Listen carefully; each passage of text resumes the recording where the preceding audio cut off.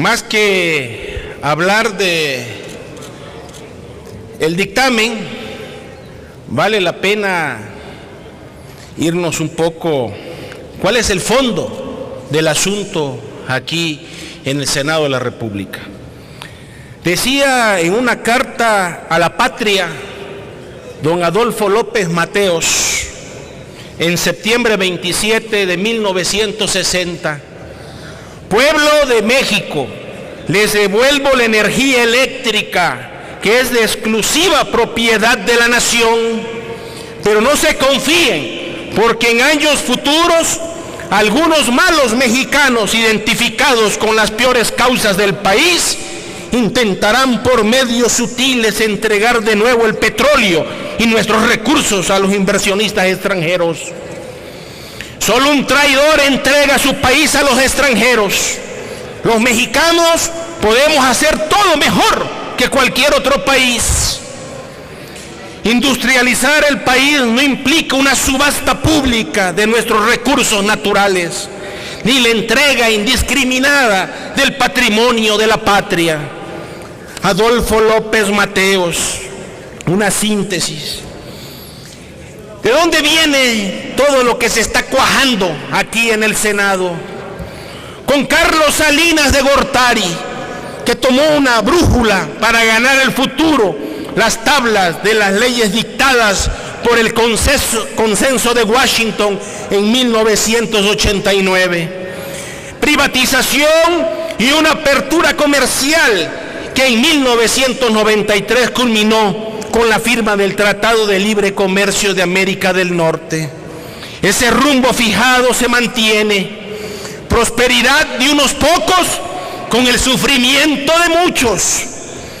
El resultado del proyecto neoliberal en México ha sido un desmantelamiento del Estado y el resultado es la desigualdad social. Dejar hacer, dejar pasar.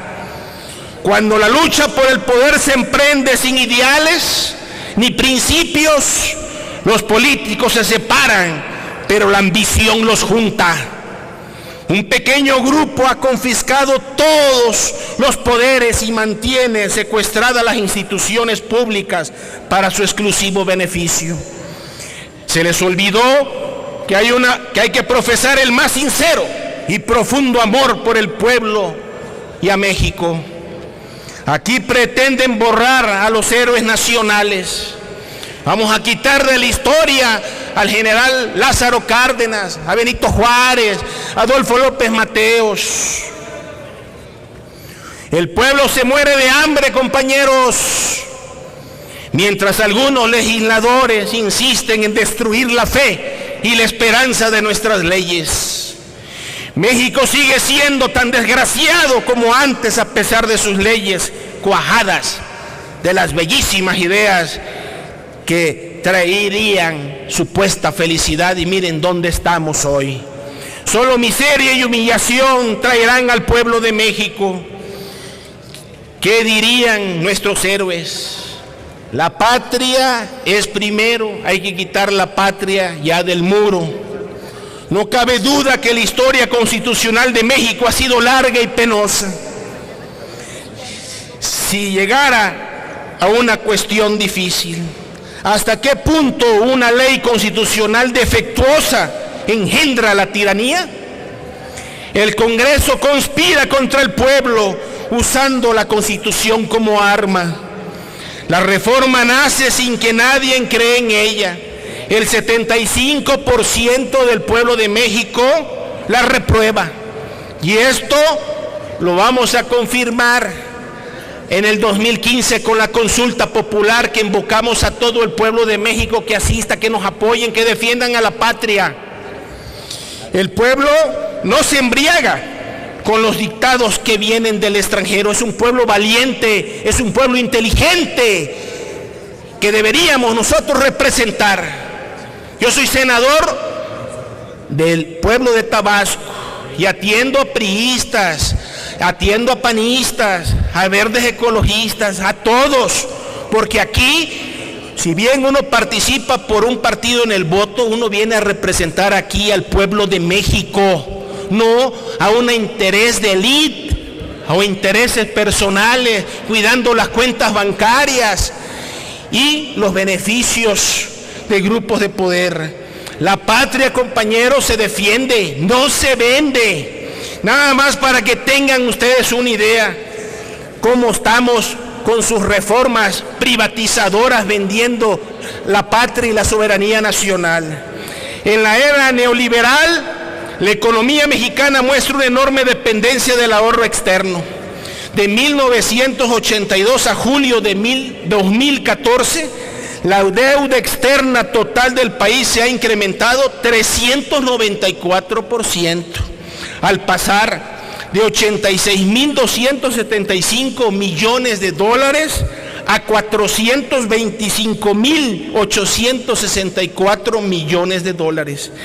Durante el sexenio de Felipe Calderón, la deuda externa registró un incremento sin precedente del 115%, al pasar de 2006 a 2012 de 171.000 a 368.000 millones de dólares, o sea, un 31% del Producto Interno Bruto. Esta dinámica de crecimiento de la dependencia externa sigue su curso. En julio de este año 2014, la deuda externa mexicana se ubica en 426.000 millones de dólares, más del doble de las reservas internacionales del Banco de México, que son 190.000 millones de dólares. Para que vean para qué sirven sus reformas privatizadoras. El porcentaje de la población mexicana en pobreza no ha variado significativamente del año de 1980, que era el 50.8%, al año 2012, que fue del 49.6%, lo que evidencia el fracaso de las políticas económicas y sociales neoliberales. En 1982, el 50.8% de la población vivía en la pobreza, o sea, 37.8 millones de mexicanos. Para 1983, el número de pobres ascendió a 42.6 millones, 56.2% de la población, o sea, 4.8 millones de pobres más en un año a otro. Fíjense ustedes, en 42 años, de acuerdo con el Centro de Análisis Multidisciplinario de la Facultad de Economía de la UNAM, el gasto total desembolsado por el gobierno federal en programas de combate a la pobreza a nivel nacional de 1970 al 2012 ha sido continuo y no ha resuelto el problema de la pobreza. La pobreza aumentó 58.2% en 42 años. Ojalá y que me estén escuchando porque pues todo el mundo está con el celular ahí mandándole mensajitos, están en otro lado, pero por eso siempre me dirijo al pueblo de México. La pobreza en 42 años aumentó el 58.2%. En 4 décadas creció el presupuesto para combatir la pobreza en 96.1%. Fíjense, compañeras y compañeros senadores, el dato.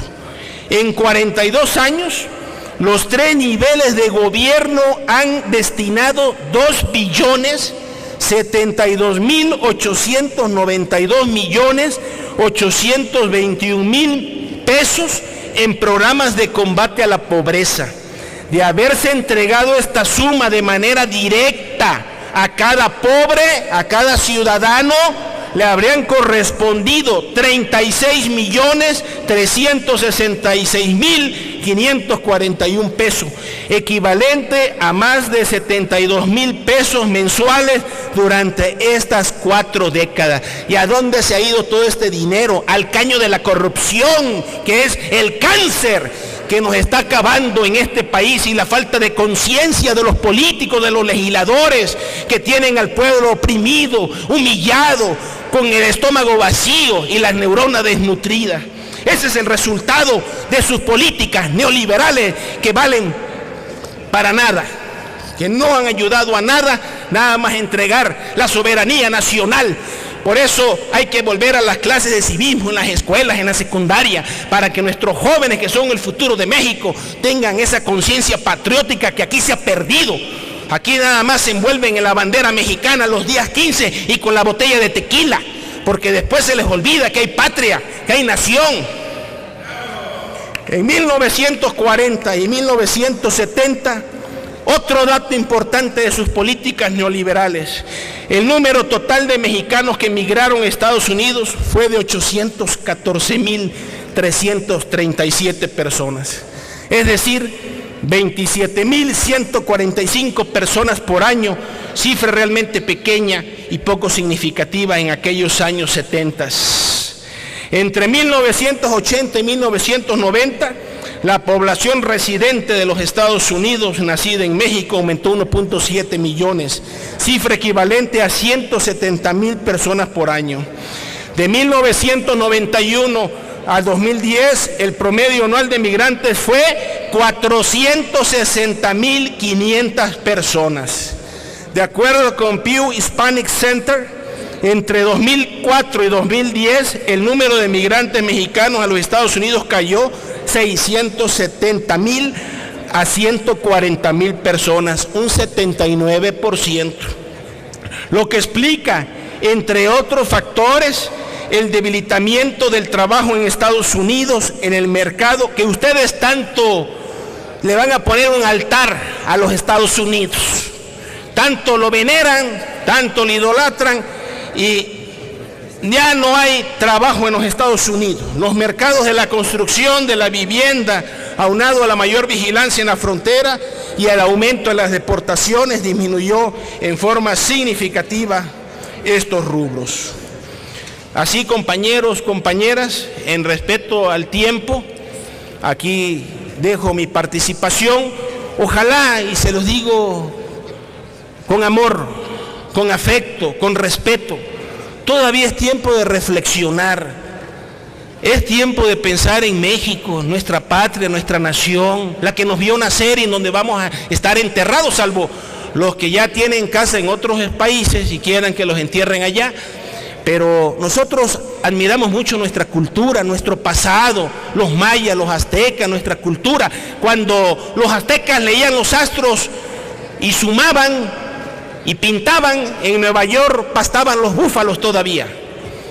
Así que tenemos que estar orgullosos de nuestra patria, de nuestro país, de nuestra cultura, de nuestra riqueza que tenemos.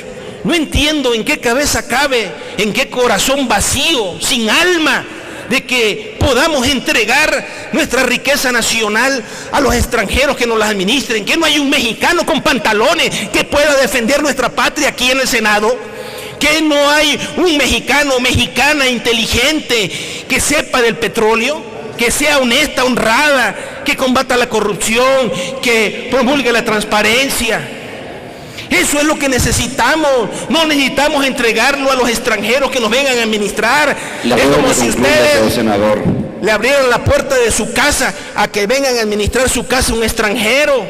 Ya lo vieron lo que pasó en la ley de Herodes.